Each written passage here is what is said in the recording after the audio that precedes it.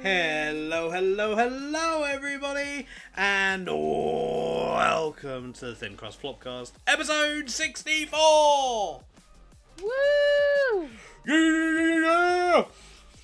5 more episodes away from the magic number! Woohoo!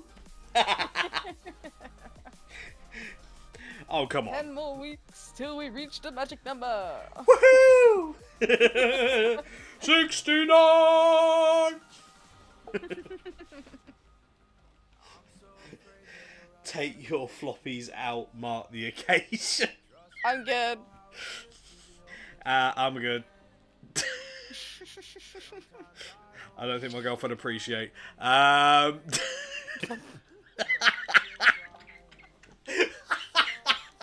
Saber. How you doing, buddy? You gonna be a good boy?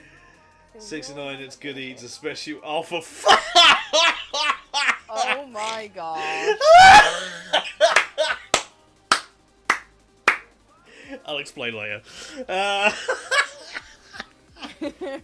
Just make sure there's no bite marks. Oh my god. We're already off to a great fucking start. Who's flopping around? I don't know, man. Who knows? Who knows at this point?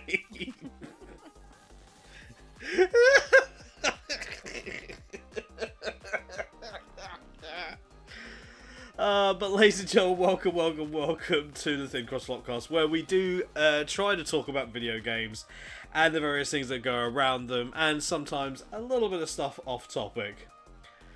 Joining me, as always, ladies and gentlemen, is the wonderful, controversial cat maid and runner of the Murder Bowl Society that's running around with chicken nuggets recently. It's Damo. Yeah. Oh god, it's gotta be one of those episodes, isn't it? Yeah, it is. It is. I'm still unmedicated, so of course it is. Oh, just because of how it's fucking started. Sounds like a bit of Chucky Nuggets was stuck in the throat of bruh.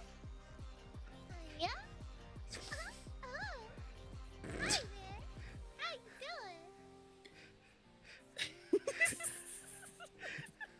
Hey, babe.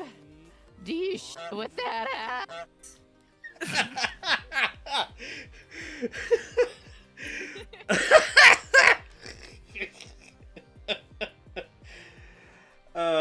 Yes, Ivana, try to talk about those games. And no, that was not Grandma Con. That was Creepy Vexoria. Oh, right. Oh fuck. Sounds like Damo's voice has been lubricated and ready to talk about things. I mean, Not wrong.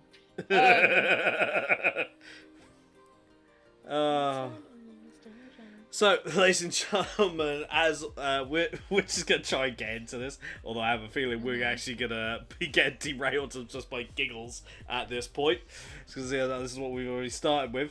So, ladies and gentlemen, Damo, what the fuck have you been playing these past couple of weeks?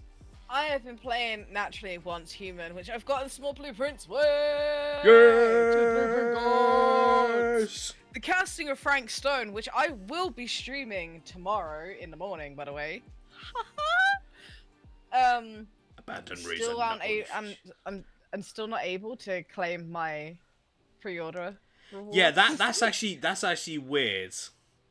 I'm luckily not the only one that's had the issue.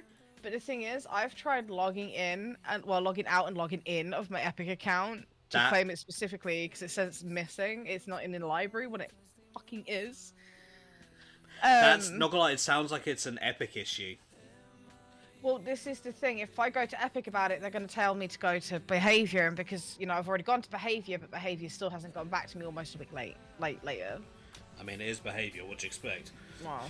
Yeah, exactly. So you never know, I might end up getting them eventually. I did also tweet out Behavior themselves with my order receipt.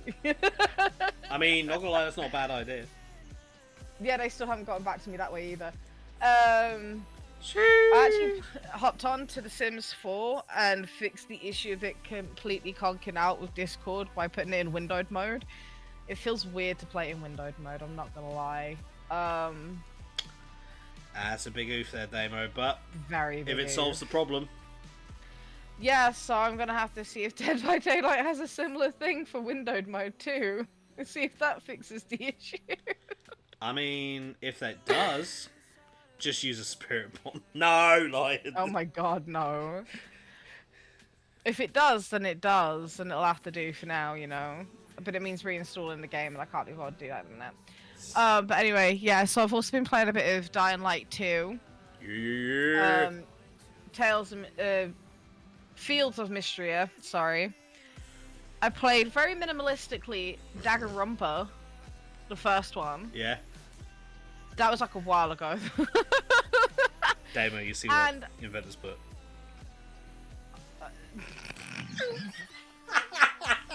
Not gonna elaborate, just. No. It doesn't need to be elaborated on. As well as since patch 7's been released, I've also gotten back onto Baldur's Gate 3 a little bit to go and do an evil playthrough. No, I'm not going to. Spirit Sweet.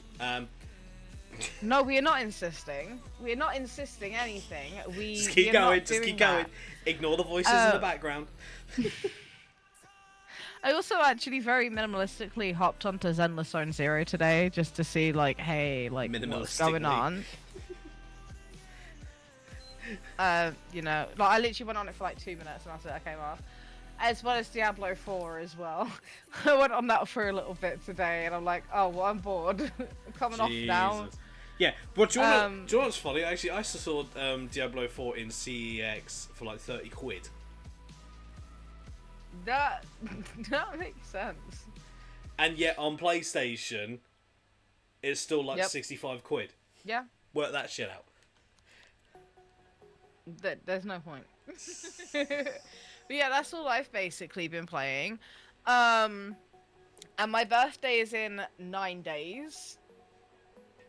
So with Daddy's permission, can the little controversial cat maid talk about it?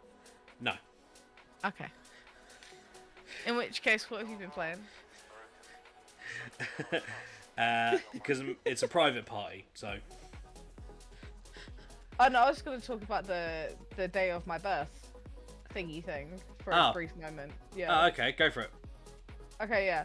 So, I am 28 on the 18th of September. And basically, there's going to be 2 hot sauce wheels. Good fucking lord. So for 500 bits, you have the road trip selection for a teaspoon of that. And then for 1,000 bits... I thought you were talking about your birth, not the fucking challenges that you had. You can save that for your own stuff.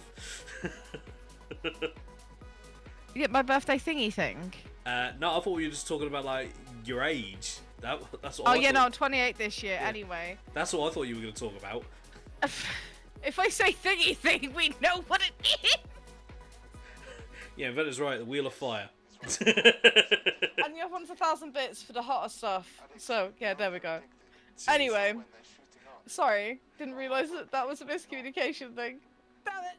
It's alright, it happens anyway. Perfect comms, yes, 100%. God damn it, Perfect David. communication right there. Oh yeah, straight up. I am not going to be doing bungee jumping naked, that's just weird, and I would get banned on Twitch for that. Anyway, nobody wants to see that. Anyway, Chaos, I'll what do have it you been off up to? stream. What games have you been playing? I'm not doing it off stream either. I'll do it off stream. In a mankini? No, full on naked. No, I'll just wear a kilt, natural kilt with nothing underneath. No, wear a Speedo. No, To avoid getting in trouble. no, I'm going full naked. Damn it. So then I actually go all the way down and people can see my pizza flopping. Oh no. Ba-da-ba-ba-da-ba. Nah, bruh. What have I been playing? Well, those of you who have actually probably seen the streams recently, you'll actually know what I've been playing most of the time. But I have been playing a lot of Gundam Breaker 4, completing the main story, and almost platinum the game. I'm just 2 away. I just need them to release the fucking event stuff so I can then do it and be one of the first few people to platinum the damn game. Whoop whoop. Woo-woo. Doing more Bleach Brave Souls. Just doing it as a morning routine thing. Prepping myself for the Honkai Star Rail 2.5 update, which comes either tonight or tomorrow night, to which I will be streaming that on Thursday. But you guys will find out whether I get the new character anyway. Playing a game that I actually beat 5 years ago, and jumping back on that with a new save file, Demon Gaze 2. I remember I actually did a load of videos on it where I actually wasn't talking. It was back when I used to made all my content on the PS4. So we're talking early Chaos shit. I jumped on First Descendant briefly just to check out a couple of bits because it's been a while. And I also been slowly picking myself back up on Scarlet Nexus because I still have the other story to do on that one. Also been tackling a little bit of Yu-Gi-Oh! Master Duel as is the usual. And either coming across meta-hungry decks or causing people to rage quit because I negate their bullshit. Gotta love my Blue Eyes Dragon Maid deck.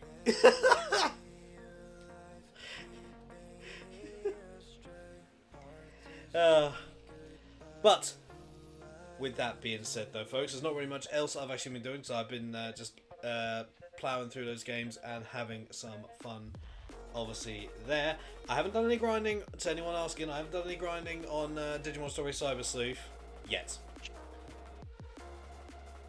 Dickhead. You called? I'm working. I know you guys can't hear it, but like I can. So I can't concentrate if I hear it and do shit like that. Okay. Yeah. So one thing I actually one article I've got, I actually kind of want to start off with a tiny little thing also that I literally only just came across before we went live actually. And today marks the 29th anniversary of the Sega Dreamcast. No way. 25 years ago to this day, the Sega Dreamcast came out. 9th of the 9th, 1999. Fucking hell. Yep. Just to make everyone feel really old. But It doesn't make me feel that old. I was like, what, 3? Makes me old since I actually got it and had it along with a PS2. Wait, hang on. You did say 1999, didn't you? Yes. Okay. My brain for a minute was like, no, I'm pretty sure you said like 1989. I'm like, hang on a second. 1999. Yeah, I was about 3 years old. Give or take. Oh, I was a baby. baby Samu. You were 7? Jeez. But yes, from one old school console to another, and by the way, that was the last console that Sega actually made. And they apparently considered that one to be a flop, which I, to this day, say it wasn't. Say quiet. Don't read it out loud. Don't read it out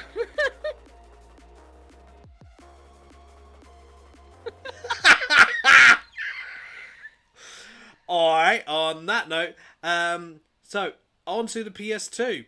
The PS2 has actually been recognized in Japan for its impact on people's lives and culture by becoming the first console to be added to the Future Technology Heritage Registry. Hey. Yep. The PS2 getting some recognition. I think also the PS1 should maybe also be in there at some point as well, considering. But a lot more people had more access to the PS2 or at least kind of like your generation age demo, and maybe a little bit of mine, were PS1 and PS2. Yes. But this is coming from GamesRadar.com. Japan's National Museum of Nature and Science has added the PlayStation 2 to its Future Technology Heritage Registry, honouring it as a piece of technology that has impacted lives. It is notably the first console in a list of 381 iconic items to be selected. More and more pieces of technology, from TYK radio telephone to the 3.5-inch floppy disk, have been gradually added to the registry since 2008. And the PS2 is number 365 in that list, being one of the 18 new additions this year. It seems rather surprising that a console hasn't made the list sooner, but out of all the ones that could have been picked, there's no doubt that this was a solid choice. And you know what? I agree. PS2, solid choice, loads of banging games on there. Absolute banger of a system.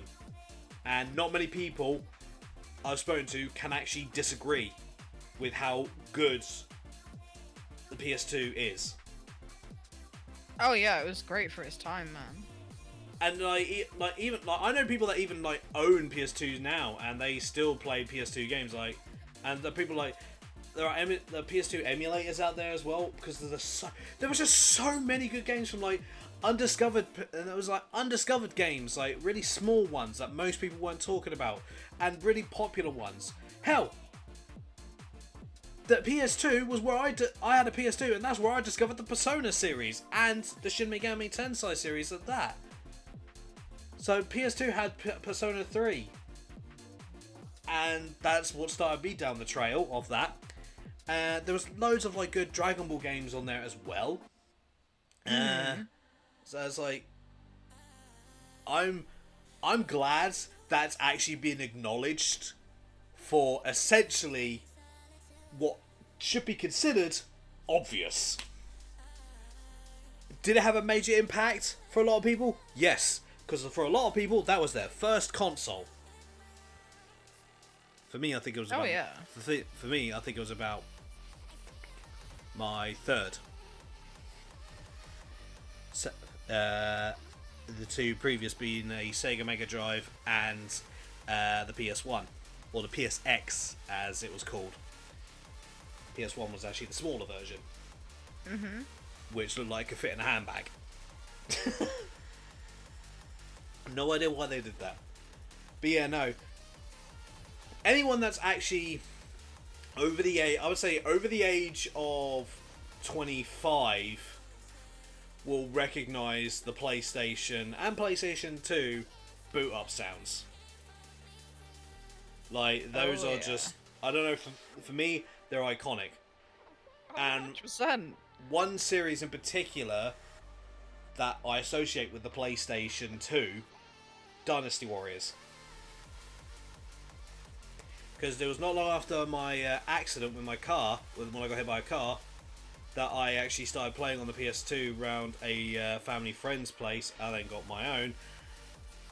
And Dynasty Warriors was one of the games that they let me play. So it's kind of interesting. Me at 13/14, there, arms in a sling still, and I'm playing Dynasty Warriors, a hack and slash game for the first time, and I'm just chopping down loads of enemies. Okay. So, yeah, and obviously there's Final Fantasy X as well. Those RPG nerds out there. Thoroughly enjoyed that game, and I still think it's actually a banging game. God, there was so many weird ones as well, like Leisure Suit Larry, Dark Watch as well, where you literally become a vampire, a cowboy vampire, which was interesting. Gundam Warriors, yep, that's true, yep. But that was basically kind of like the start of literally where they would add games into like a Warriors series. Worms Armageddon was PlayStation 1 inventor. But oh man, But PlayStation 2 actually did something that you don't see nowadays with most modern consoles. It had backwards compatibility, backwards play. So you could literally put a PS1 disc in it and you can play it no problem because the PlayStation 1 memory cards actually worked in a PS2. And I believe you could also save the PS1 data in a PS2 memory card as well, if memory serves. I think so. I'm not quite sure though. I haven't played like a fucking PS2 in a long time, bro. But again, well, neither have I, but it still doesn't change the fact that it's literally so many games, essentially, so many people literally got their start from, so many gamers got their start from the PlayStation 2, so thank you, Japan. You are acknowledging a absolute legendary console. Fuck you. And it should definitely be immortalized in my book. Oh yeah. Oh yeah, because you can watch DVDs on there as well. I remember watching loads of stuff on there as well. God. Man, that's taking me through memory lane now thinking about it. Shows how old I am. Yep, definitely showing your age there, mate. Back in my day. Oh, we want to talk about, we're talking about weird games. Sonic Heroes on the PS2. Oh yeah. My God, that game was hella clunky. Yes, it's so fucking worth it. I'm sorry, but this is kind of what I want to say. Like, how is it Sonic Heroes was made for like for the original Xbox, the GameCube, and the PS2, and literally was so clunky, and yet the Dreamcast had Sonic Adventure 1 and 2, and that worked 10 times better. Yeah, some of the bugs in Sonic Adventure 1 were annoying, but they were also hilarious. With Sonic Heroes, they literally, there were so many bugs with that game, and I've heard this. This apparently came from someone that worked on the game. Apparently, there were so many bugs that the directors had to basically say, right, any bugs that aren't game breaking, ignore. That's how bad it was. That's how fucked it was. Wow. Because they were trying to basically make it, they were trying to make it so it would be able to be released on the 3 systems. So they were really ambitious. Fucking hell, man. Oh God! If I ever boot up my totally legit PS2 emulator and actually have that might just be a funny run. Like, because you all know I love finding ways to break games or find loopholes. So let's see if we can't break that shit. That sounds like a challenge. You know it. Yeah, it just sounds like a challenge. New sub goal. Oh no, the new sub goal currently is not know. not Skeletor stream, it's Kiwi stream. Yeah. Oh, Kiwi. Yeah, literally, the entire stream must be only in Kiwi. Oh my god. That's gonna be tough to translate.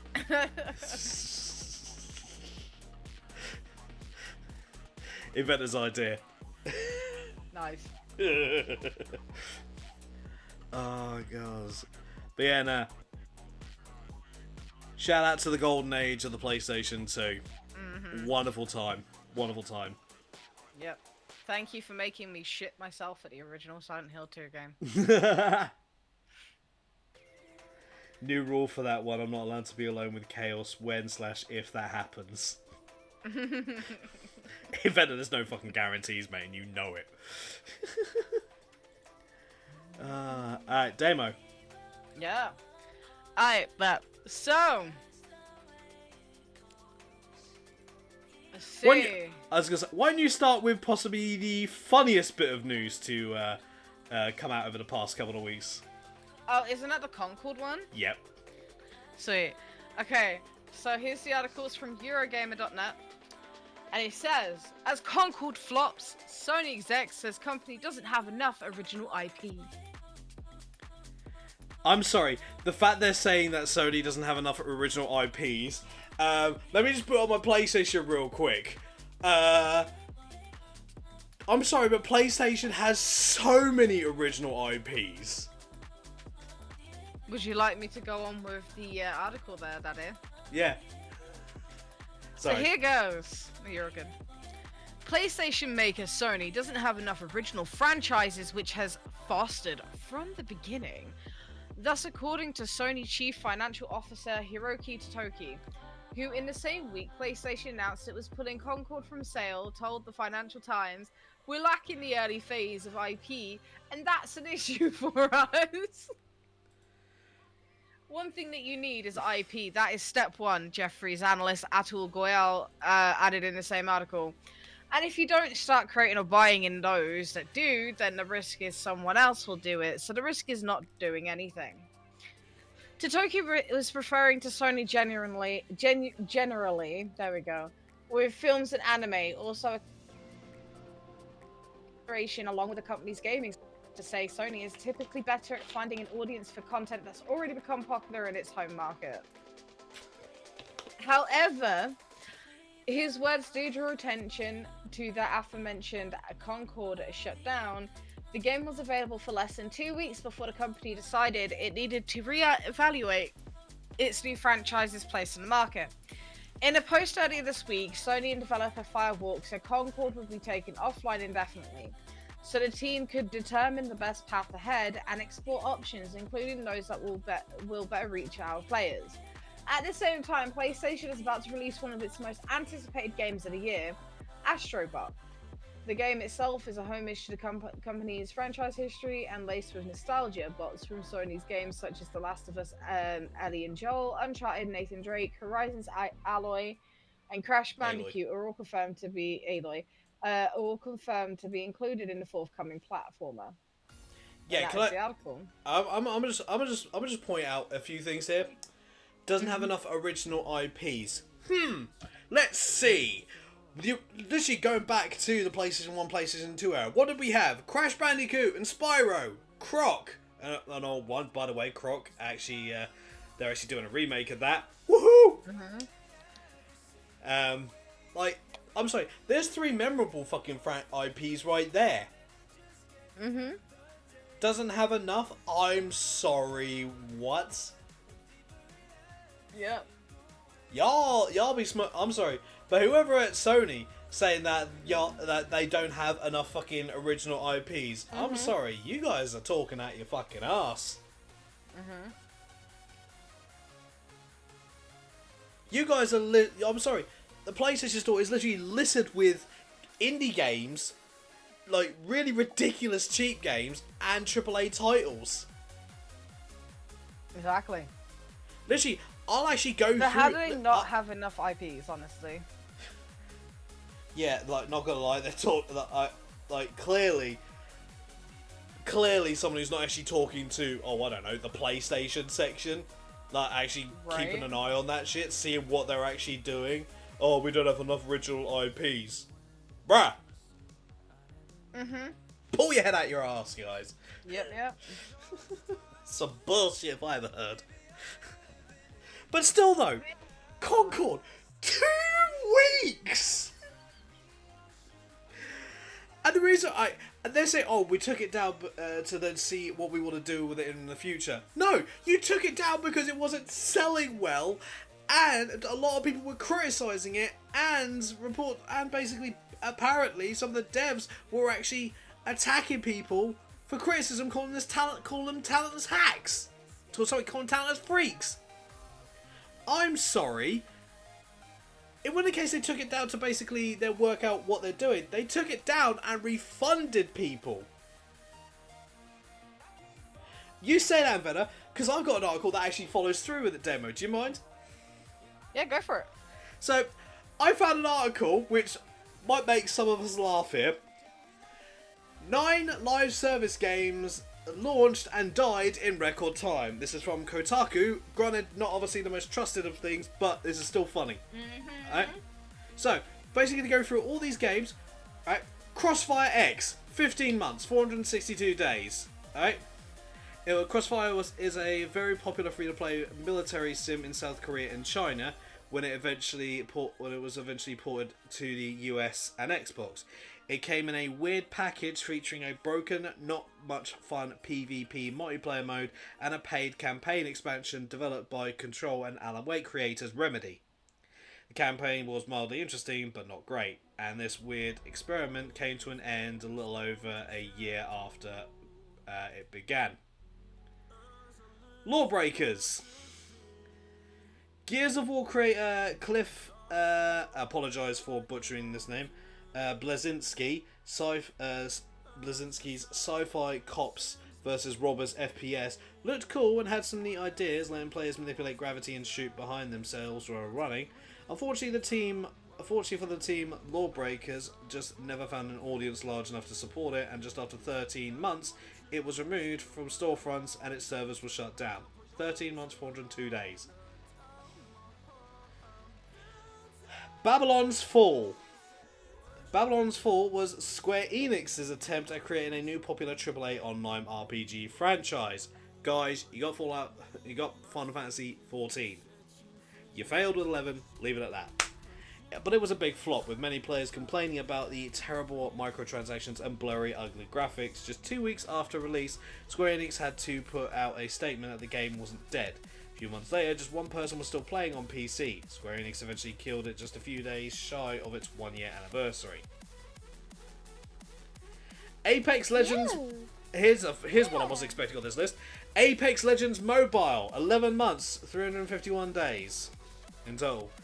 Apex Legends is a well-known and successful battle royale, and lots of people own a smartphone, so it made sense to bring Legends to mobile devices. However, this didn't work, with EA shutting down the free-to-play mobile port of Apex Legends just 11 months after launching it. EA and Respawn blamed a decline in quality for the cancellation, though many assumed it was a lack of players. And the fact is, like, Apex Legends really isn't something that would work on mobile. Rumbleverse, 6 months, 201 days. Most Battle Royale games feature guns and bombs. Rumbleverse went different direction and mixed wrestling with Battle Royale mechanics. The end result was a fun PvP that played unlike anything else. Sadly, Rumbleverse was shut down by Epic after just 6 months, robbing the world of one of the more silly and weird Battle Royales ever made. And not gonna lie, it was actually kind of fun. I did try it out once. Radical Heights, 3 months, 89 days. We're getting real fucking short here on the time. Now, I've got a question. Before the end of this list, might we see something actually shorter than 2 weeks? Right. Boss Key Productions, founded by Cliff Blazinski. Oh, look at that, another one from Cliff. First worked on Lawbreakers. As mentioned already, that game ended up failing to find an audience. In a last-ditch effort to salvage the company, Radical Heights was released. It was very much a quickly made and unfinished Fortnite-like battle royale with some BMX bikes and 80s themed outfits. While the game had some fans, it wasn't enough to save the studio, and a month later, Boss Key shut down. However, Radical Heights stuck around until July. The day before... Demo and I are quite familiar with this game. It seems that we also covered that here on the Flopcast. 1 month, 45 days. To be honest, I'm surprised it even lasted that long. Zombie Survival Shooter the day before was one of Steam's most wishlist titles, despite controversy over its volunteer devs and trademark infringement issues. The Zombie MMO finally launched in early access on December 7th, 2023. A few days later, the studio behind the game announced it was closing as fans complained the day before was a barely playable mess and labelled the game a scam. It was removed from Steam, and eventually the servers were officially killed on January 2024. And yet we're still seeing reports of maybe one person still playing the game. So the servers may be down, but people might be sat on the menu.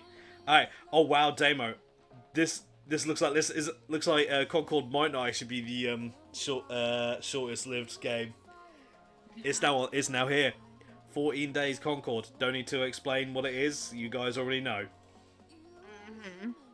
Oh my god! There is actually something shorter than it, Tamo. Oh no, what is it? The Culling 2. 8 days. July 10th, 2018 to July 18th, 2018. The Culling 2 was the Culling 2 was a survival battle royale game that was planned to be a bigger and better sequel to the first Culling, which was an early stab at the genre Fortnite and PUBG helped popularize.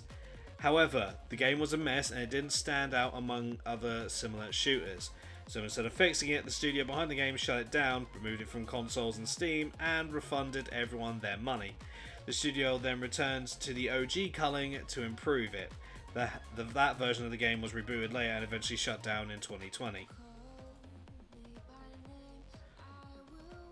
And that's it, yeah, that's it. So the Culling 2 was actually the shortest lived live service game. With 8 days! I'm sorry, 8 days! Fucking hell, man. I'm sorry, that's not even enough. I'm sorry. What? I thought Concord set the record. That's even worse. Honestly. I'm sorry. People said that Concord wasn't given time to actually ferment and given enough PR. It was given more than enough PR beforehand, and 2 weeks was more than enough for people to maybe garner some form of interest. I'm sorry, 8 days? That is definitely not enough time. That is... I'm sorry. What? What? Consider me shocked. Honestly. 8 fucking days. Golden Bennett. Go on, you know you want to yawn, Saber. Saber. Just what the hell? You know you want to yawn. You only do that face when you need to yawn. Not gonna lie, probably off the Flopcast. I will actually look into how bad the Culling 2 was. I'm probably gonna look out. Yeah. Just because. And if I find any interesting info on how bad it was, we may talk about it on the next Flopcast. May. That's it, depending on what I can find. Just... Oh god, 8 days. Jesus Christ.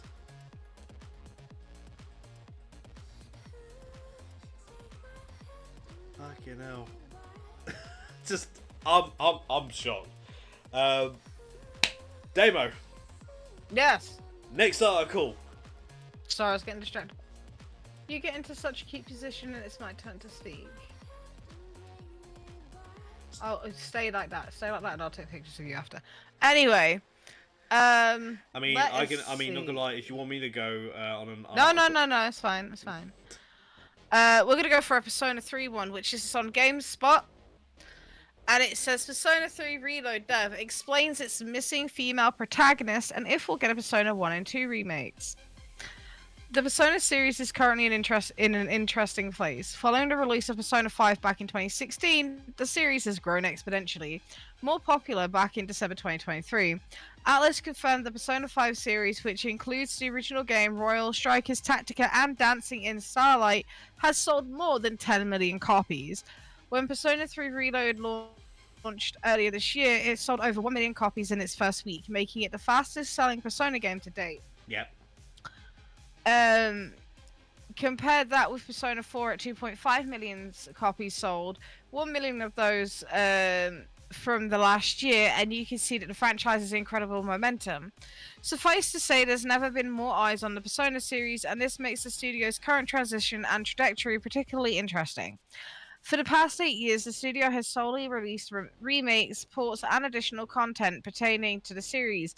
Existing entries, even more notable, however, is that the team working on these projects, Atlas P Studio, has also seen an exodus of longtime Persona developers with Katsura Hashino, Shigenori Sojima, Yuichiro Tanaka, Azusa Kido, Yujiro Kosaka, and Yusharu Akimoto. Challenge, Demo. Say all those names again with a mouthful of toffee. Oh, I will. I don't have any toffee, but I will. I will. Anyway, all leave the Persona series to start a new team and work with the upcoming fantasy RPG metaphor, ReFantasio. Which I does can't look help good. but wonder, can't help but wonder then what's next for the P Studio and the Persona series. I recently had, not me, by the way, the person who wrote the article, had the opportunity to delve into this with Atlas's Kazuhisha Wada, a longtime producer and director at the studio, who now leaves P Studio following Hashino's departure, though the conversation focused on the studio's next release, Persona 3 Reload episode Aegis. I guess. Aegis. I was able to gain some insight into into the future of the Persona series, if we'll one day get Persona 1 and 2 remakes, and why the team can't seem to stop releasing deluxe editions of its games. So the question is, games from GameSpot saying, why did the team decide to release episode Aegis as DLC rather than incorporating it into the base game as Persona 3 FES did? Wada says FES was released months after Persona 3, which ended up being the complete version of the game. Episode Aegis itself was a standalone piece of content you could select from the main menu screen, even though it was included in the base game. Some of the reason is that we felt it made more sense to release it as a separate DLC rather than the complete version of Persona 3 Reload. However, a larger reason was that we were simply unable to plan for episode Aegis ahead of time. Late into development of Persona 3 Reload, we found ourselves under extremely difficult circumstances. We still wanted to make episode Aegis a reality, but we didn't have the proper resources to make it happen. Thankfully, last year we were able to secure the team necessary to do so. But even then, we hadn't decided on the overall team structure of the project. Whilst we were unsure at the time, however, whether we could get it across the finish line, I was determined to make episode Aegis see the light of day. So I pushed through and we were able to develop it as DLC. How many questions are there? Okay, there's quite a few. Just basically give a summary at this point. Give me a second. So yeah, not gonna lie. Yeah, that is true. It was. They did release it like months after. However, at the time, the Persona series was still very niche series. The Shin Megami Tensei series in general, which is what it came from, was still very niche. So, not gonna lie, I wasn't even aware of FES until until I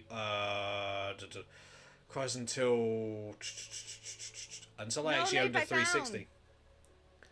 So, in regards of not having enough time to actually secure the resources for it, I would argue that, and why they didn't just like add it as like an update. I think we all know why they decided to add it as DLC. Money. Yeah, but I can't just say that, though, can they? No, but but you know, I'm not exactly gonna bullshit it. I love the Persona series. No, I know you're not. I'm just saying, like, they as a company would not think of saying that because then it puts their reputation down. No. But, however, in terms of the question for any remakes of Persona 1 and 2, the Terrana said, "It is not on my schedule right now. I would like to do it someday." It would be, not gonna lie, it'd be very interesting considering. I think it was in Persona 1 that one of the main villains was Hitler. So it'd be interesting to see how they tackle that. So yes,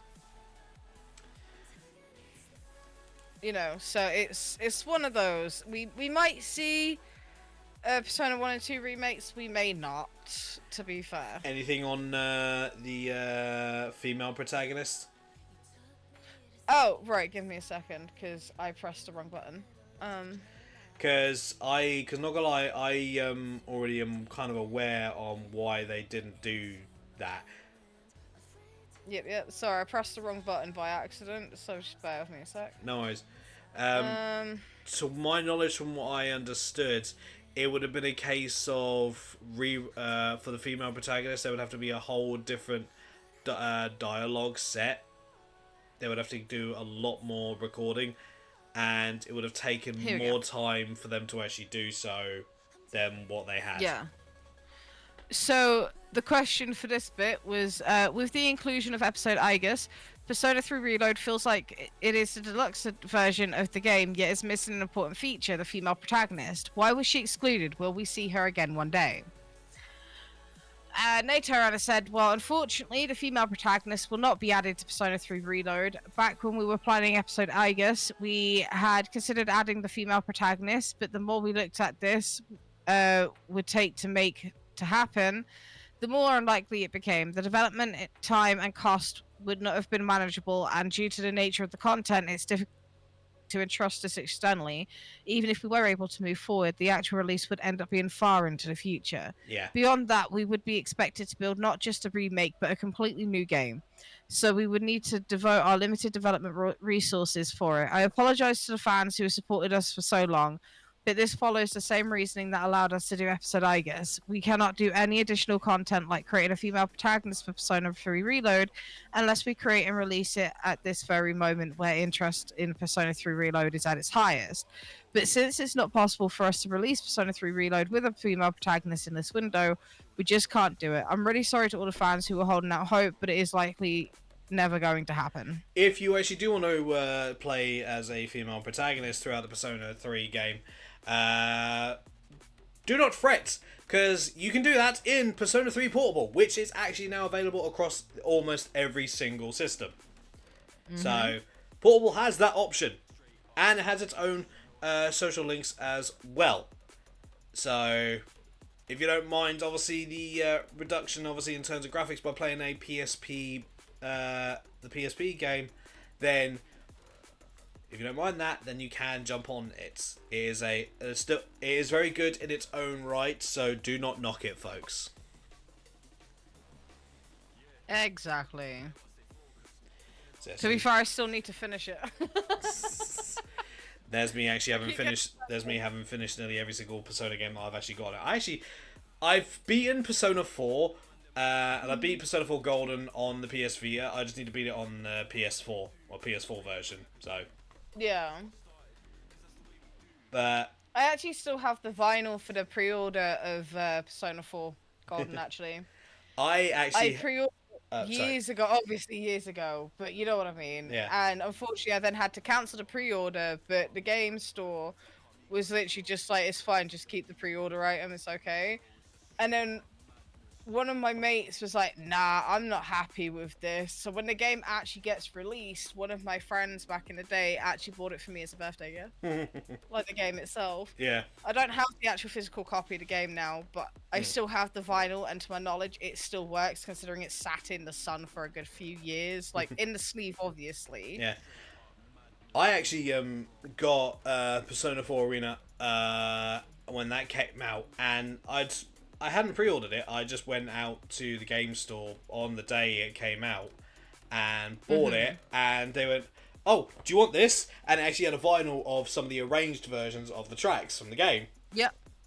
And because my parents actually still have a turntable, because they actually took very good care of it, because they've literally got about like a few thousand albums. 3,000 vinyls, sorry. I actually played it on there just to see how it was, and it's like, damn.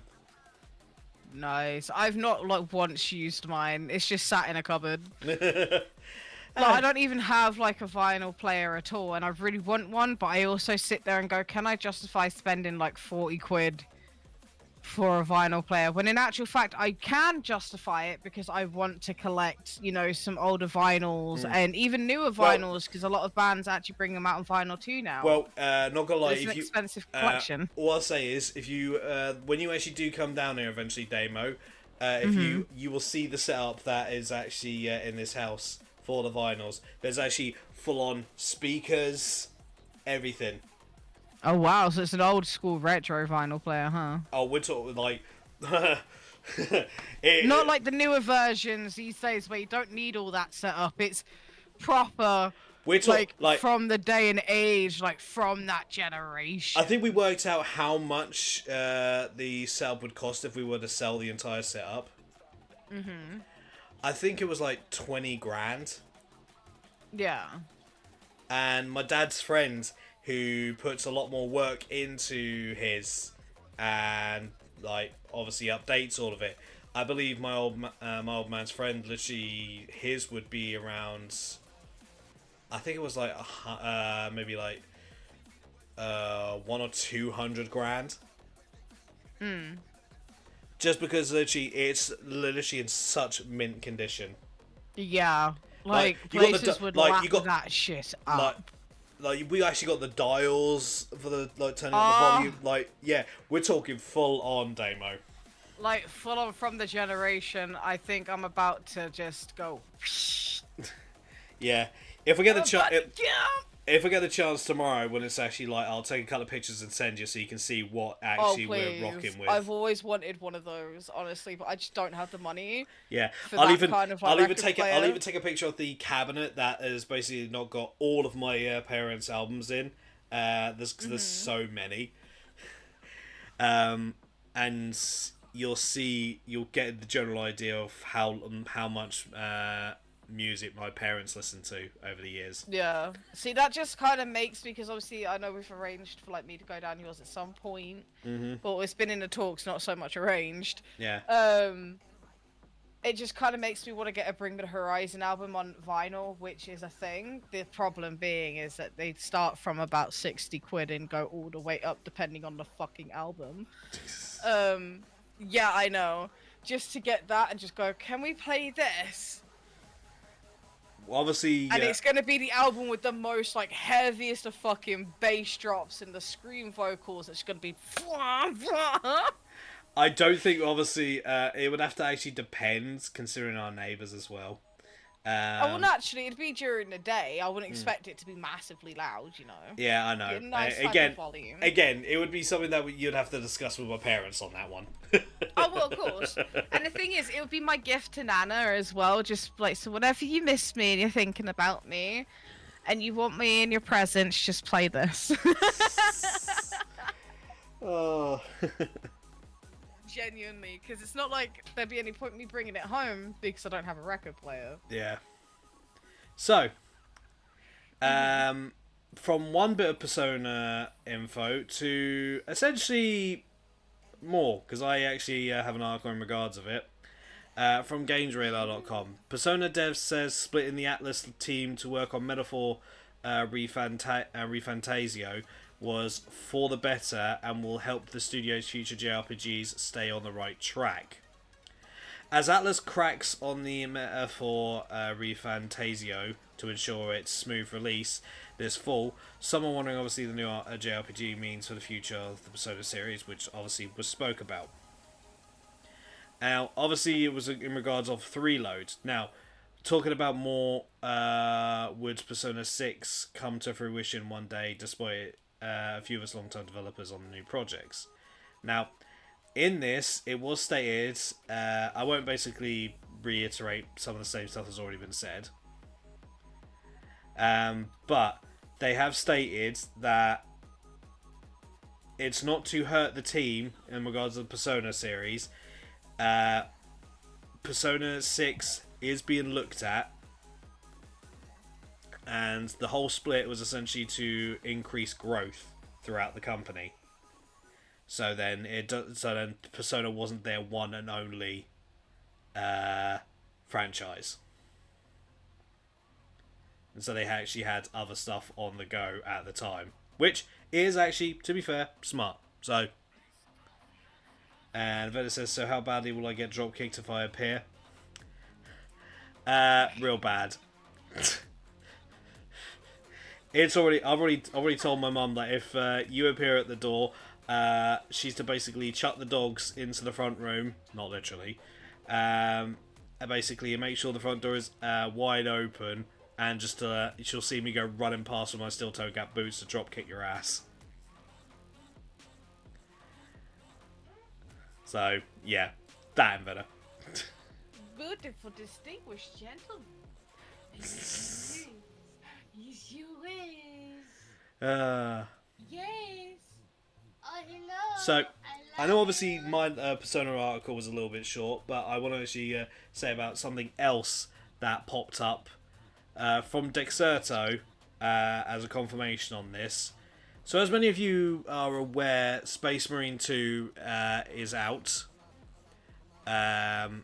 Even though on the PlayStation Store it's still saying pre-order. But with Space Marine 2 out, I probably will get it at some point, but I may have even more reason to actually get it now, because it has been noted that in Space Marine 2, they pay tribute to the late YouTuber Total Biscuit. And anyone that knows me knows that he was one of my heroes that I hoped to eventually meet one day, and unfortunately I will never get the chance to do so because he did die due to cancer. So, shout out to Space Marine 2 and Warhammer for basically showing the tribute. So is the grave dug beforehand? What is a label? No, there'll be no grave, dude. You may end up with a headache. But yeah, Saber, come back. shout out to Warhammer Space Marine 2. Appreciate it. Yeah, that was a rough day when I found that out. Oh yes. This is before I actually knew you, Damo. I know. Yeah. But yeah. Just wanted to mention that, so... Alright, Damo. Sorry, I'm just uploading pictures of my cat. Fuck's sake. Anyway, yes. For this next one, actually, we're gonna go for a bit of Silent Hill 2. So, Silent Hill Remake, this is from Games Radar. Silent Hill 2 Remake lets you disable all UI elements for the most immersive experience, and you'll be told where to go by visual, sound, and character cues. Oh, God. Why do I have a feeling that some people are going to ask me to do it on the most immersive mode possible? AKA yourself, because you're going to want to experience it. Okay, yeah, not just myself. Come on, Damo. Let's not bullshit. We both know you're going to want to experience that shit yourself. Let's not cut the bullshit. But I'll be too much of a scaredy bitch to even think about doing it. I'm sorry, Damo. You've been literally having a boner for the game literally since they fucking announced it. Yeah, because of, like, I'm used to UI helping. Yeah. Uh-huh. Anyway, the Silent Hill 2 remake from Bloober Team will allow you to turn off all UI elements for more immersive experience. And there's also a 90s style filter paying homage to the original horror classic, which released in 2001, by the way. So the article writer is saying, I'm giving the Blooper Goober a pass on this since the first Silent Hill game came out in 1999. And thus just barely makes the cut, but I couldn't not point out the irony. But yes, there will be a 90s inspired filter with grain effect, color correction, and screen adjustments to complete the old school experience. The original Silent Hill 2 famously had zero on-screen UI during gameplay sequences, not even a health bar, which made getting lost an essential part of the experience. However, if you decide to disable the HUD in Silent Hill 2 Remake, Bloober says you'll then start seeing and hearing visual and audio cues to let you know what you're supposed to be doing. For example, the main character James will glance towards areas of interest and display different animations and facial expressions when he's wounded, presumably to let you know you should heal up. Excuse me. It's wild how quickly and effectively Bloober Team has flipped the whole conversation about Silent Hill 2 Remake on its head since its announcement in 2022. There's been widespread concern in the horror community about the studio's ability to do justice to such a beloved IP and title, but as soon as hands-on previews started appearing a couple of weeks ago, there was a seismic and positive shift in confidence around the project. Oh, It's like, y'all should have listened to me in the first place. But no. Anyway. Damn it, you're pulling a me. I know, right? Our own Silent Hill 2 remake hands-on preview. Yes, I've already done that bit. Is one of many expressing optimism, even if it's a decidedly cautious optimism. Now the optional UI and nostalgic filter represent yet another feather in Bluebird's cap as we ride out the last few weeks until the remake's October 8th release date. I still have the biggest, fattest, chunkiest, girthiest boner for this game. Jesus. So yeah, Damo, you won't need much encouragement in regards of playing the no UI, because we know you. True that. As stated, obviously, the Silent Hill stuff will continuously be covered by Damo. Yep. So, ladies and gentlemen, for my next bit, I'm going to start off with a little bit here. So, it's obviously pretty much been well documented at this point how much disdain I have for Overwatch 2 and how much of a money-grubbing scam it is. Well, Yes. just when I thought Activision Blizzard couldn't prove me right anymore, they've gone ahead and proved me right even more. Oh no. Overwatch 2 has another pricey deal. The once free Oni Genji skin is now available to players who spend $70 or £70 in the Blizzard Gear Shop first. Yep.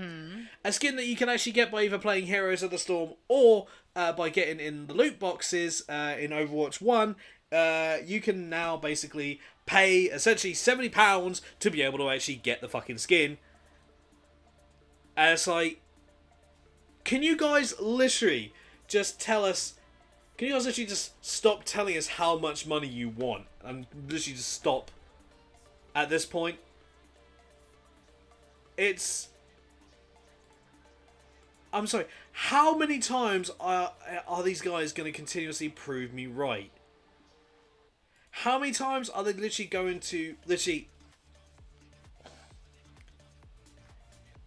Activision Blizzard, you already are charging ridiculous amounts of stuff in your Call of Duty games and for Call of Duty, right? In Modern Warfare 3, there's a glove that you can actually pay $80 for, that when you punch someone, it knocks them out of the fucking map. Or it basically launches your opponent. Which, not gonna lie, cool concept, way too much of a price tag. Only reason I know this is because I watched a YouTuber actually use it and I saw how ridiculous it was. Shout out to Wildcat on that one. But it's just... Oh. So, I'm going to read basically this article. It's from PC Gamer, alright? So, back in the day, you had to play Heroes of the Storm to get the Genji Oni skin. And then Blizzard just went and released it a year or so later, so players could get it for free in loot boxes or in the shop for something like 1,000 Overwatch coins. That is true. But now, after all those years, the Oni skin is back, and Blizzard is giving it out again for free. Sort of. No. Not if you're having to put money into the game to buy loot boxes, but okay. No. It's not free. Here's the thing. It's not even... You're not even actually buying it, and you're not even paying in-game. You're spending money in the Blizzard store for it. Oh dear. So it's even worse. There's currently a deal going on the Blizzard Gear Shop, where if you purchase $75/£70 or more, then you'll get the Genji Oni skin for free. The offer is only valid until September 16th, 2024, and is only available for users over the age of 18 in the US and UK. And you'll only get one per purchase. You can read more about the eligibility at their site. There is also 500 codes available to redeem, so check the promotion is still on before purchasing that amount worth of product. And not gonna lie, ain't fucking worth it. Really isn't. If you were planning to spend that kind of money already in the store, then sure, the Oni Genji skin is a fun bonus. But this deal isn't worth squat if you're just doing it for the skin. You can get the skin in Overwatch 2 for 1,500 silver coins. You can earn that in the premium battle pass by level 35, and there are 2,000 silver coins in total. So chance you'll already have plenty of these coins going spare.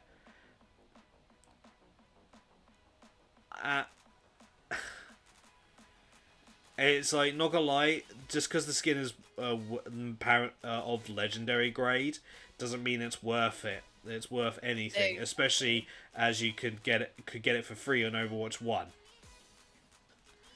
Shop prices are undoubtedly scummy, but Overwatch is one of the only free-to-play games that's truly free-to-play, one player says. Skins are optional and everyone gets the heroes, even when they are paid. Everyone got them the next season. Compare this to Val or Apex, where you have to spend a ton to unlock everything. No. It is not fully free-to-play. And it hasn't been since Overwatch 2's release. So do not tell me that is a free... It is not free-to-play. It may say it in stores when you go to look at it, but it really ain't. If you want to be able to actually unlock the heroes, you, at least from when I last played, those that actually hadn't played Overwatch 1 had to basically win matches in order to unlock the characters. And considering how difficult that can actually be sometimes, yeah, nah, fuck off.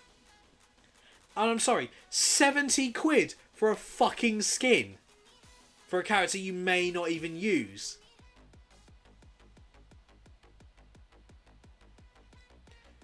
Tell me you're a bunch of greedy bastards without exactly telling me you're a bunch of greedy bastards. Here, spend £70 in our gear store and you'll get this free skin for a character you may not even use. Ha ha!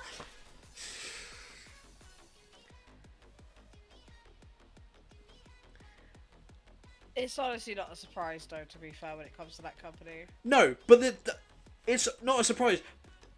It's not. It shouldn't be a surprise. But the fact they're doing it so blatantly now, that the fact that it's literally that obvious that they're putting it there like, oh, you're a bunch of greedy bastards. Here you are. What are you gonna do about it?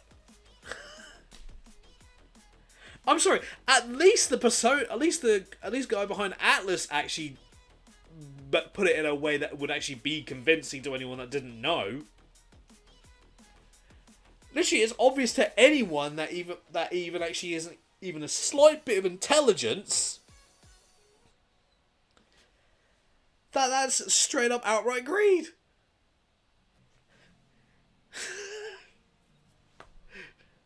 Just fuck off.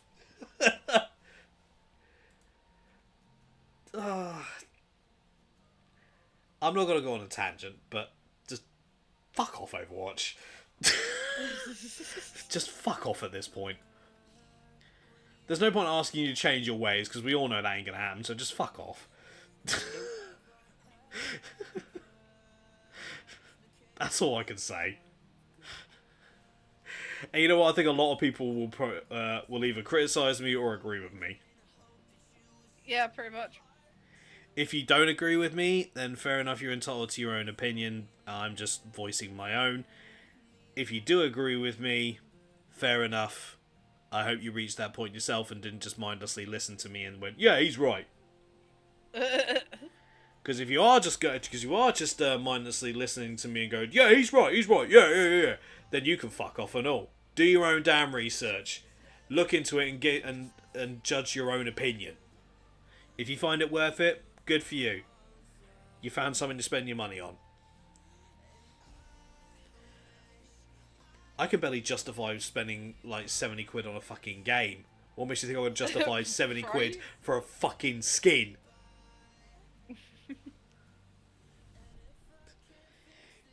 Not gonna lie, this breathes Microsoft.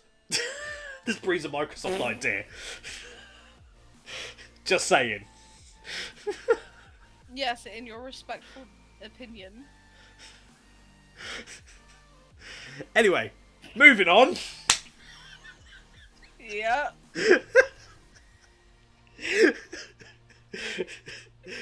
What you got next for us, Damo? I have Baldur's Gate? Two Baldur's Gate ones.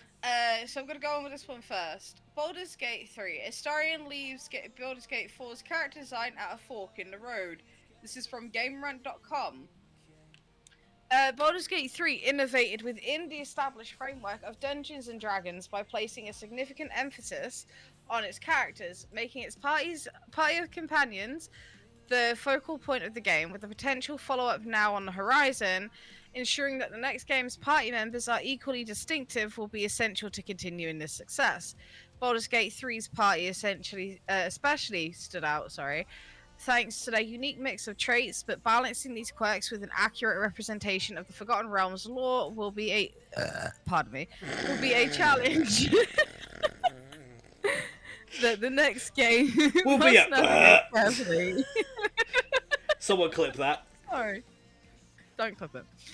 While Baldur's Gate 3 features a decent representation of various D&D races, it leans more into specific archetypes rather than the broad diversity typically seen in lore. There may be no dwarves or dragonborn in the party, but characters like Astarion being a high elf, vampire, or Gale being a human wizard embedded with Netherese magic offer a memorable twist on more average fantasy character formulas. These unique takes have opened the door for options far beyond the typical D&D fare, leaving Baldur's Gate 4 stuck with a choice of returning to more conventional characters or embracing even wilder picks in the future. Interesting. Yes. Not gonna lie, it was quite interesting. Like, the title of that article was like, oh. Okay. Which, to be fair, I do have to agree, because, you know, with what Larian Studios did with Baldur's Gate 3 was fucking massive. Yeah, and how distinctive and how in-depth the lore really truly goes into, and the character development and everything else in between. Yeah. Not just that, like, the stuff that they're still actually producing for the game now. Like, haven't they just released, like, full mod support? Uh-huh.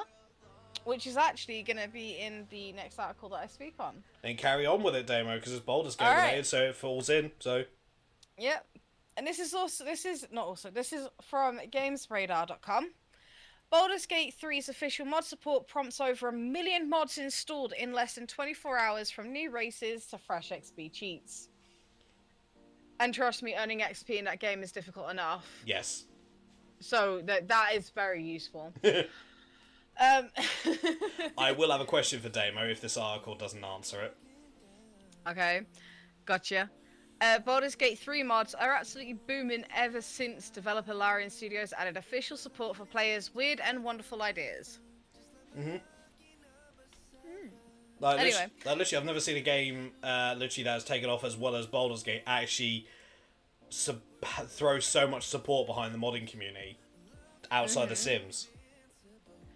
And outside of Left 4 Dead 2. Don't forget.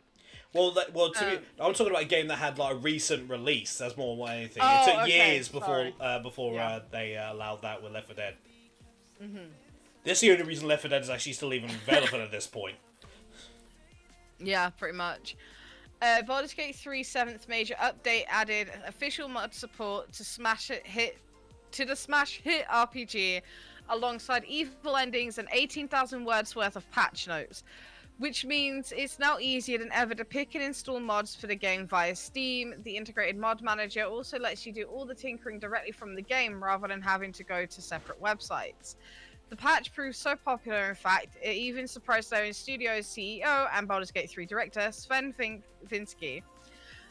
Modding is pretty big, Vinsky tweeted earlier today. Obviously, at the time this article was written, just to clarify. We had more than 1 million mods installed in less than 24 hours. As of the time of writing, Mod.io says the game has amassed 1.4 million mod downloads at that point alone. That's insane. It is insane. Many of the available mods add new playable races such as Imps and Astral Elves, and new classes such as Warlocks and Mystics, as well as your usual UI improvements, fresh cosmetics, and things like XP cheats. Streamer Lexi TV even shared their own mod online, which makes all the game's companions turn teeny weeny sized. So you can see the cuteness down below, but don't get too used to it. This is still Baldur's Gate 3 after all, and those characters will be covered in blood and guts before you know it. There's a mod to make him chibi. There's a mod to make them short. Oh and my... I have seen clips of other streamers and content creators do this, like get this mod, and it is so fucking hilarious. One of them are, I'll ask Chaos to input the credit later, like when he edits the VOD, if that's okay, once I find a content creator.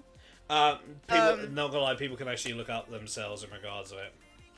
Okay, that's fine. But basically, she streams. She's honestly, I came across her on TikTok. She's amazing. I love her content. And she even said, "Am I motorboating Astarion right now?" Because she was using this mod. Oh my god. That makes him fucking teeny weeny. I'm not even fucking kidding. I could not help but laugh myself, like laugh to myself this morning as I woke up seeing that. Alright, one question I actually have to ask. Obviously, the mod support put through on the PC version of the game. What about console? So actually, that is a good question because it is on their official Discord. So just give me a moment because I'm in a lot of servers, guys. Yeah, so please do bear with. I thought cover that question considering. Literally, not gonna lie, out of all the patches I've heard of in regards to Baldur's Gate, this one seems to have had the most traction.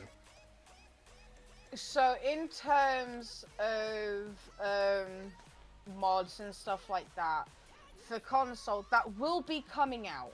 Alright. Unsure, because it's not just console, it's also for the Mac as well. So Mac, PS5, and the new gen Xbox is what I'll just say because I can never remember it. Xbox Series X/S. That's the one. They did say that it is going to be coming out, but it's going to take some time. I don't think they did give a time frame either, but it's obviously because it's being ported onto those, and it's going to be a bit more of a challenge. Yeah. Alright, just thought I'd ask, because obviously with the PC version, obviously they have a bit more leniency and a bit more fluidity because they can get stuff from outside sources, whereas with the console they kind of have to be stuck. So I imagine what'll be is they'll have like a library of mods for the console and Mac. Yeah. So I've actually had a look at the mod part to it on the actual game itself, and it's not that bad. Honestly, it's kind of like, how do I put it? Think a little bit kind of like, not so much Bethesda style, because you actually have to press like next sort of situation instead of just scrolling along. Yeah. But it's the way that it's kind of done is kind of similar to that, but very different at the same time. One thing, not gonna lie, that sounds better because it's like if you go next, then you know what page to go to. Yeah, exactly. Rather than just scrolling through, it's like, oh shit, where was that? So obviously, bear in mind they did work very closely with modders and stuff like that from the community, so they can make sure it works. Now, the only issue I've had coming into the game is basically, this is also a good thing. This is also a very, very good thing, because not many games do this, if at all, when it comes to mod support. It will tell you if there is an unresolved issue with the mod, so you can actually disable it. That's good. But the thing is, the mods that they put on there, obviously preemptively, were ready for patch 7. So my only thing is why isn't it exactly compatible if it's on there? My guess is it's for if people put mods on there that haven't been given the green light yet. Ah, okay, right, nice. Because you literally as said, like over 1 million mods have already been put on. So you have to imagine there are probably mods that have actually because there's so many mods in regards to that game. So you have to imagine there are probably some that have not been green lit yet that might not be quite compatible yet. Yeah. Because that makes a lot of sense. Because you have to imagine the amount of stuff there is in regards of it. You have to imagine like the amount of data in regards of the mods, because guarantee a lot of the mods that are probably being downloaded onto it are pretty similar or pretty much like the same ones.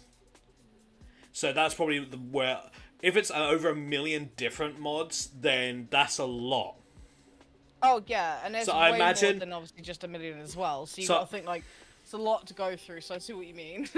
So I'd imagine that's why it's not been done onto console yet, because they're gonna see.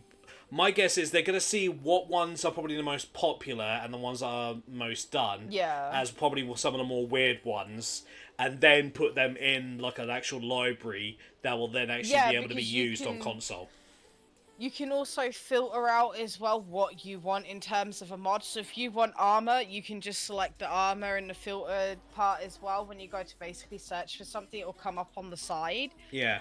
And honestly, that kind of filter system is what we fucking need in life, to be fair, when it comes to this game. Agreed.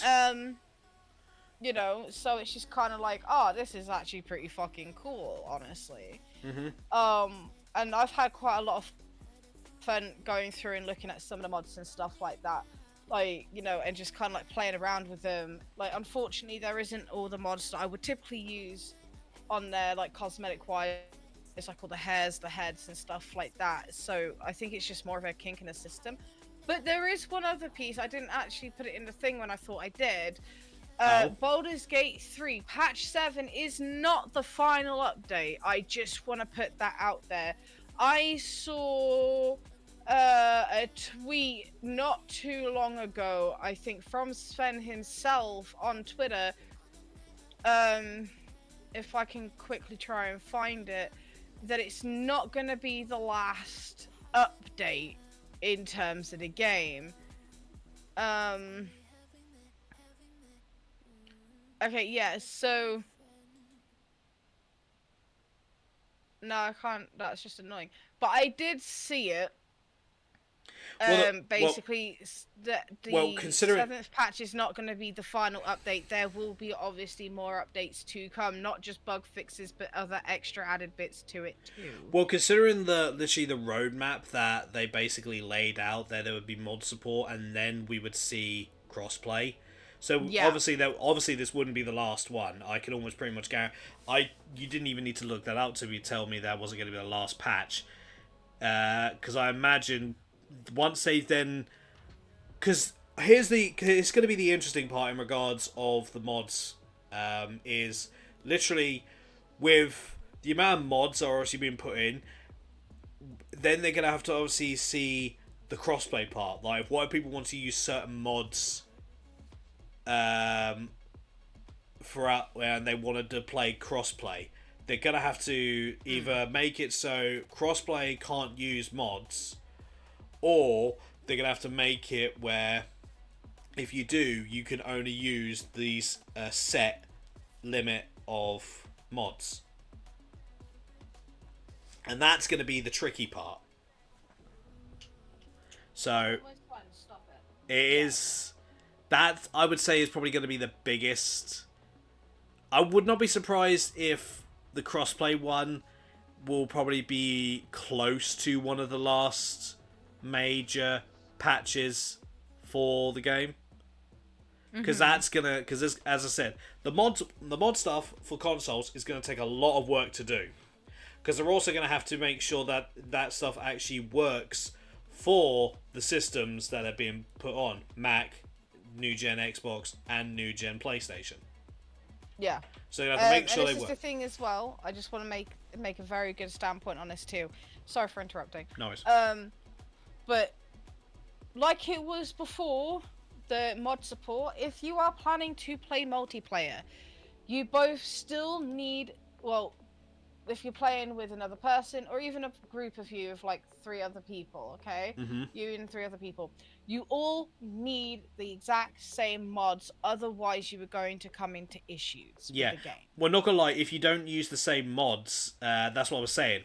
Like, if you don't use the same mods, then I'm not gonna lie, I don't think you'd just be able to play the game, period, because it would then be in conflict.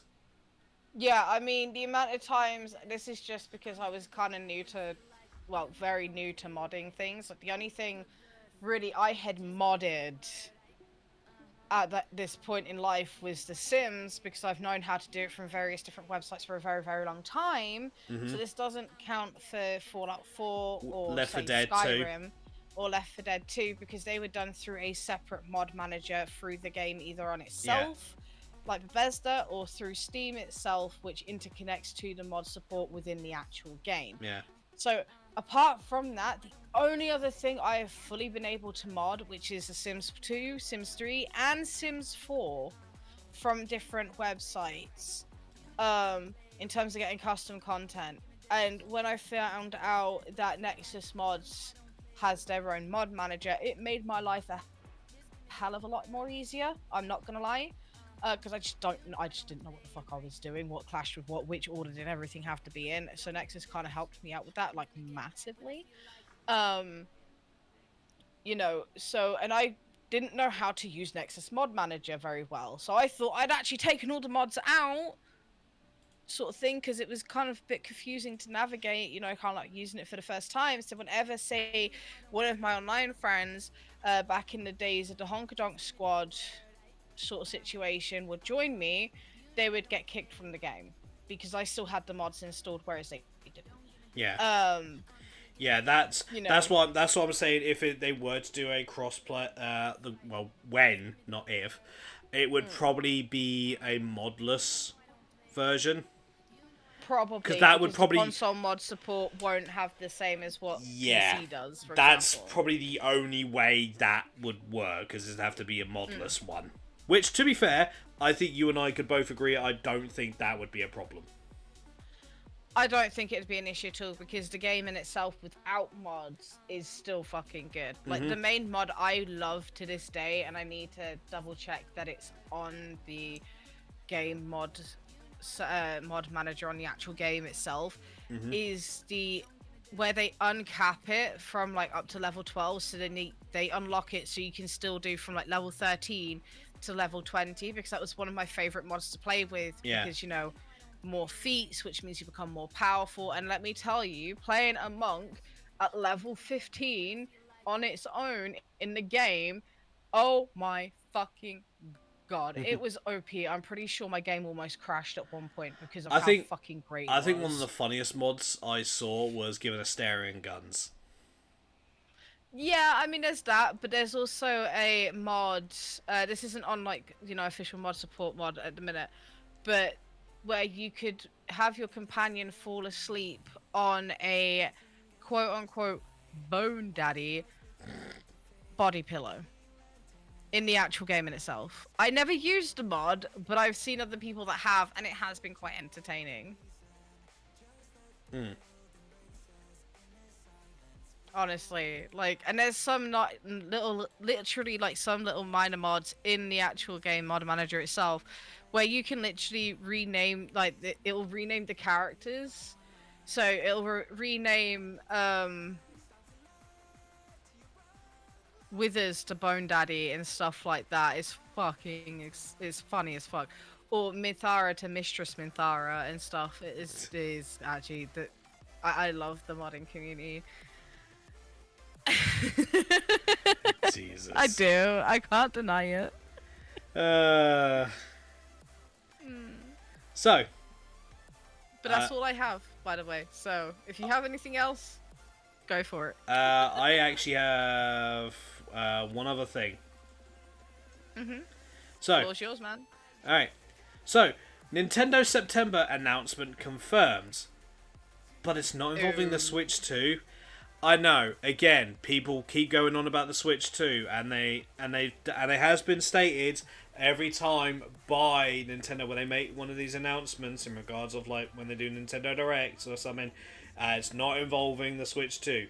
The fact that so many people literally keep asking, it's like, bruh, leave them the fuck alone. They'll announce it when they announce it, alright? Shut up. So, this is coming from metro.co.uk. And this is apparently rumours, so take what you will. A reliable insider has backed up rumours of an imminent new Nintendo hardware reveal, but it's not what fans have been hoping for. While almost everything has been leaked out about the PS5 Pro over the last year or so, we still know virtually nothing about Switch 2. Just that it'll be announced sometime before April. There's been intense speculation about when exactly the announcement will come, with recent suggestions pointing towards an online event in September. Now, a reliable leak has confirmed that a Nintendo hardware reveal will take place this month, but it's not the Switch 2. According to leaker Bill Bilkun, that is the name, the hardware being announced is simply a new bundle featuring the existing Nintendo Switch OLED model with a copy of last year's Super Mario Bros. Wonder. Although they were already one of the most reliable insiders, Bill Bilkun has just proven correct about their PS5 Pro information. So there's every reason to believe them about this, especially as it's exactly the sort of thing you'd expect Nintendo to do. I mean, true, but at the same time, with the OLED version of the Switch, you'd have to imagine there may be like maybe like a lighter version of it, because we've got the Nintendo Switch and Nintendo Switch Lite. So, according to their sources, the new bundle will include the white OLED console, a download code for the game, and 3 months of Nintendo Switch Online subscription. Not bad. The console is apparently not a special edition, just a regular white version. Yeah. Since Bill Bilkun is French, they can't confirm if the exact same bundle will be available in the US, but they do suggest they will be getting some kind of new hardware bundle. No UK price is given, but in Europe it will cost €349, £294. Although they do not know exactly when the bundle will be announced or released. Bill Bilkun suggests it will be out before mid-October, and that is likely to be announced on either September 23rd or October 3rd. Interesting how they choose that. So, new hardware possibly for the Switch to come out, but more like a bundle. So, not gonna lie. In regards to the Nintendo Direct, to my knowledge, they've not actually really announced anything hardware-wise. They've not really spent time doing hardware-wise. They've more like with the Nintendo Direct, to my knowledge, over the past couple of years, they've spoken more about the games rather than the hardware or the consoles. Yeah. So it'd be interesting to see how much of this is actually true. So, when obviously the Nintendo Direct obviously does happen, if it's on a day I stream, guarantee my ass will be watching, and then obviously throwing my opinion on it. That's nothing wrong with that. Because I try to actually stream those, because I know people are curious. Like when I streamed the last Nintendo Direct, we actually had quite a few surprise things pop in. So I'll be interested to see what. I imagine the next Nintendo Direct will probably talk about maybe. One of the things I'm expecting them to talk about will probably be the Metroid game. Mm-hmm. Especially since they announced it at the last Nintendo Direct, so. In regards of my theory on when the Switch 2 will be out, I think at most we'd probably be looking at a 2026 release. At most. Earliest maybe Christmas. Christmas time at that. Maybe next year. I mean, what do you think, Demo? Like, when do you reckon probably be a good time to either announce or release a new Switch? I'd say from about 5 years from now, probably. But then it also depends. Like, if the Switch is currently doing good on its own right now, I don't see any reason why they should bring out a new one.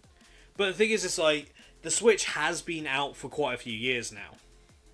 Mm-hmm. So.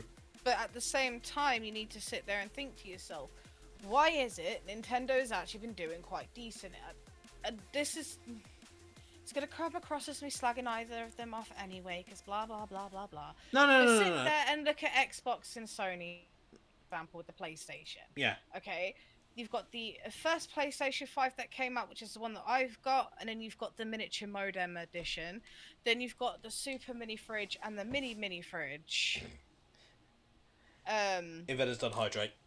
Yeah, and look at how many issues they have had combined with those Yeah. alone. The same with the PS4, you know, and the PS4 Slim, Yeah. and the one before that for the Xbox and stuff like that. I will never remember because it gets me confused. I'm not going to sit here and talk about it, okay? That's for another time. You know, and that time is not now. Yeah. And look at how many issues they've had. Yet they've released the Switch. The Switch Sorry, is the yeah. Switch The Switch. and the Switch Lite and the OLED, and look at how good they've done. Apart from any minor issues that they've had, and yet they've managed to fix it. Yeah. Apart from the drift, obviously you get with the Joy Cons and stuff. But other than that, Yeah, but then that happens naturally anyway on any kind of. You know, especially console considering that you especially use. considering the plastic they're using these days. Exactly. But yeah, no, You know, I do. so- I do agree with you. Like there doesn't really seem to be any needs, any time to announce the Switch 2. Like, I'm with you. Like the Switch is doing perfectly fine. Maybe just like release updated version of it just to like, because with the OLED, one of the things they did was they added HDMI port. They added HDMI ports and like they actually added stuff. They added like an Ethernet cable port for it. Oh, so I do have the OLED then. Because mine is an original Switch version and it doesn't have an Ethernet cable port. Do you mean as in like the docking station? The docking station, yeah. Yeah. Okay, so I've got the OLED then, because mine's got the Ethernet and HDMI port on it. Well, lucky you. No, I have sat here for weeks on end before going, which Switch do I have? Yeah, but anyway, And every time I have come to you about it, and you're like, does it have an Ethernet port and like HDMI and the docking? Yeah, then it's the OLED. Why? Because I found a ghost face little thingy thing for it to sit in. Okay then. but the thing is, it's like, but my statement still stands. I agree with you. There's no real need to actually release anything, release a new Switch 2. That's if it. That's here's the thing. That's even assuming that's what it's going to be called. Yeah, exactly. It could be It could be something completely different. We had we had the 3DS, and then we released a lighter version because the 3D system gave everyone headaches because kids were too dumb to turn the 3D system off. The 2DS. I'm sorry. When it comes to it, they've never actually look at how Nintendo, when it comes to their hardware, when they've released stuff, they've never done a second version. They've never done two. It's always been something different. It's always been something new. Oh yeah. Not just a number slapped on. Or like what Xbox is doing, literally throwing so many fucking things behind you. You'd think at this point, if they release 5 more different consoles, the only way you'll be able to work it out is if you decode binary. Yeah. But I do agree, there is no need. I'm still curious. Oh, 100%. Be curious. That's fine. I'm just saying, But personally, I will this is why I'm say- saying, like at least 5 years, because they may have like some technology coming out that might be better for the let's just call it, you know, how we actually call it right now, like the Switch 2, right? So that could be something that's much more better and much more efficient for the Switch 2. So at least that way, if they have a minimum of 5 years before they even think about bringing out onto like, you know, a console and stuff like that, and that's like on top of actually designing it, building a prototype, getting it tested, making sure everything works and stuff like that. Like, you know, that's after they've done all that. So then that way they've got the time to see which technology works, which doesn't. And I will say this. The amount of stuff they've added onto the Switch, especially like the options that we've been given in regards of like the online subscription, the fact that they're adding more and more stuff on it, and there's more to come, I can guarantee there's more to come in regards of it. There'd be no point in actually announcing a new hardware when they may not have the emulators actually working for it. So enjoy what we got now, because we may not have it when the new one comes out. Exactly. And again, enjoy what you have now, because the games you may have physically now may not work in the new one. Because not gonna lie, backwards compatibility is becoming a much rarer thing. It's something that a lot of remake stuff as well, in my opinion. It's like literally, it's as I said with the PS2 earlier. Like, it had backwards compatibility, and that's why it worked tremendously.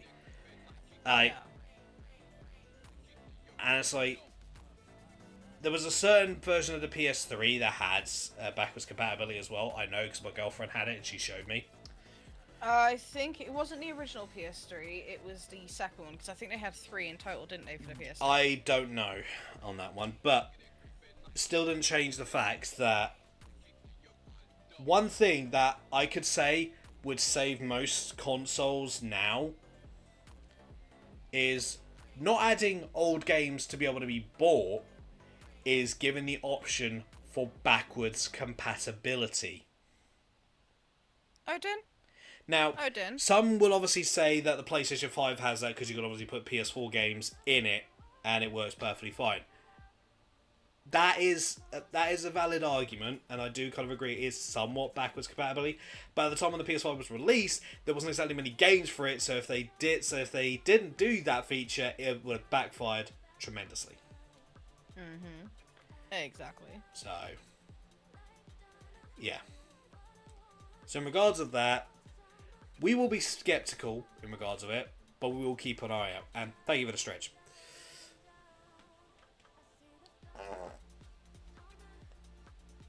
But with that being said, unless you got anything else, Damo? Nope, that's all I had. Alright. In that case, folks, that is actually going to be it for us for today's episode of the Flopcast. Thank you everyone for tuning in. If you're watching this on Twitch, hi.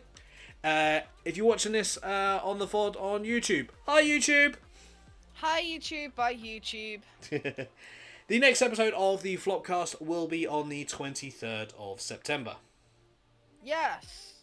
And that's gonna be a fun one. Isn't that right, Chaos? I have no idea what you're talking about. No idea at all. No, it's not like we're gonna talk about how much my asshole burns or anything. I mean, better you than me. It's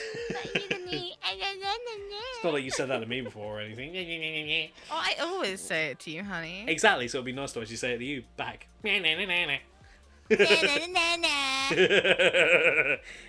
I should really get that fucking egg thief sound as an actual soundboard thing. If you want, I can record it for you. Just like No, I'm thinking about getting the actual Spyro thing. Anyway, getting sidetracked here. no, you whore. Yes, I am, and you know it.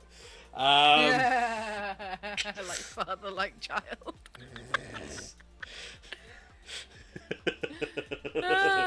We're just one big slutty family. Open your legs for everybody. Yeah. I'm not gonna clip that, Jesus Christ. Alright, but with that being said though, folks, we will catch you all in the next one. And Damo, where can people find you? You can find me over on Twitch at twitch.tv/itsdemu. You can also find me over on Twitter at twitter.com/partywithknives, and over on TikTok, it's the Moo TV. I finally figured out if it was TTV or TV, and it's just TV at the end. Yeah! About fucking time. But yeah, we will see you. That's just taken. But yeah, we will see you all in the next one. And with that being said, ladies and gentlemen, make sure you got all your belongings with you, because otherwise the Goblin Shadows will steal them and have their way with them, or flog them off. And with that being said, folks, raise your pizzas high and say it with me. Stay chaotic and live for the challenge. And if a challenge, ooh. Jesus Christ. Bye. And you're not stealing the goblins, Ivana.